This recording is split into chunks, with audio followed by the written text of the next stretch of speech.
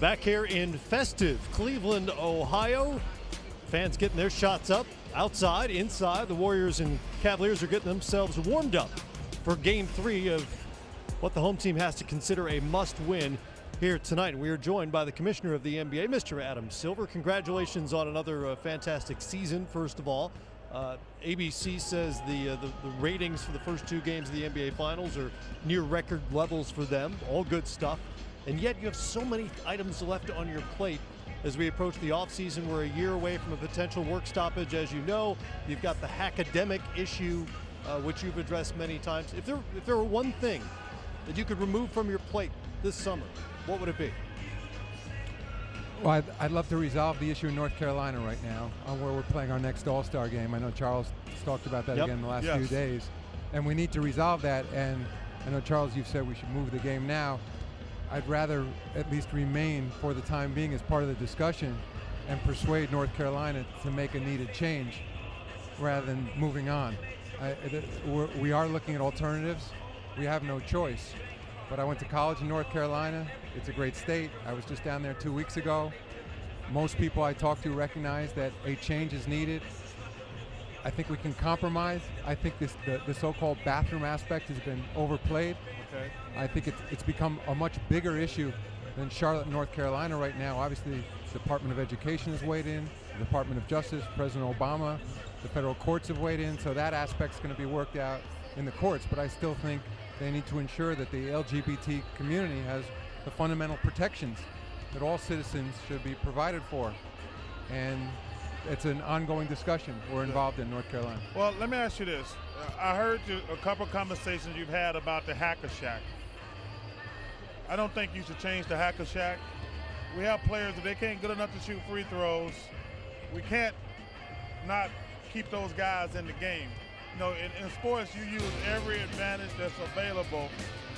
I know you're considering it, but do you think that's fair? It's a great question, and I think when we were doing the same roundtable last year, I was with you and said, on balance, guys got to make their free throws. The only issue now is when we look at the data over the last 5 years, just the last 5 years, the use of Hack-a-Shack is up 16 times in 5 years. 2.5 times more times this regular season than last year's regular season. And at the end of the day, I think we have an obligation also to listen to our fans. And the fans are speaking loud and clearly, which is they hate it. And I think, again, there may be an opportunity for a compromise here, rather than necessarily taking that last 2-minute rule, which was put into effect. And I get it, because people could have said back in the late 70s when they changed the rule for the last 2 minutes, it was the same philosophy, why should we be changing it all? I think what we could do now is maybe sit with the competition committee, look for some sort of compromise. So guys obviously still have to make their free throws, and they would have to anyway, because of course, just so everybody understands, the Hack-a-Shack only applies to, in essence, fouls away from the ball, which is just a 30 or 40% of the time for the use against the big three, where it really matters. Mm-hmm. So I think we can look at a compromise, but at the end of the day, it requires 2/3 of our teams to vote for a change. And a lot of our teams have held the same position you have, which I've had for years. But again, I just think at some point, on balance, that games are getting longer. It's not an entertaining, interesting part of the game. And again, I think you can make an adjustment in the rule and not take away the need for guys to learn to be great free throw shooters.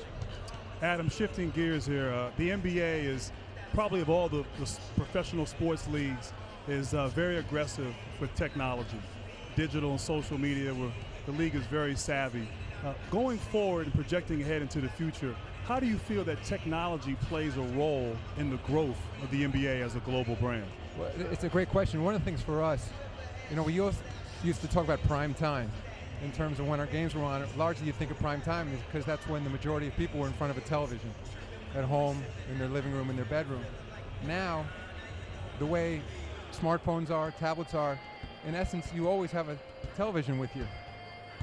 It's amazing, the statistics for your network, for ESPN, the amount of viewership now that people do on their phones. And so I think still in the United States, the vast majority of our games are going to be on the evening or weekend afternoons. But because we're a global product, it now means in China, for example, when people are commuting to work in the morning, they're watching our games because it's roughly 12-hour difference. So 8 o'clock in the east, 8 o'clock in the morning when people are going to work. Same thing for huge potential audience in Africa, in India, throughout Europe where we have a time difference. So, and I also think, I look at what we're doing with social media outside of the live game telecast. It's amazing what all of you do on social media, what our players do. We have a community on a global basis now that people estimate to be roughly 1 billion people follow either an individual player, a team, the league, and whether they're consuming highlights, whether they're following what a player's favorite car is or music or what they wear.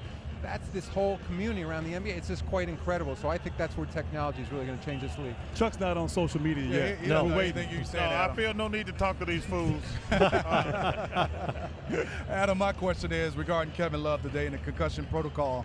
Is there any way where Kevin Love was live and he could play, that is a chance that he could waive this or play? Talked about being in the concussion protocol. What can he do and not do? Well, it's ultimately the doctor's decision, and it's his team doctor's decision, and that's why we put that protocol in place.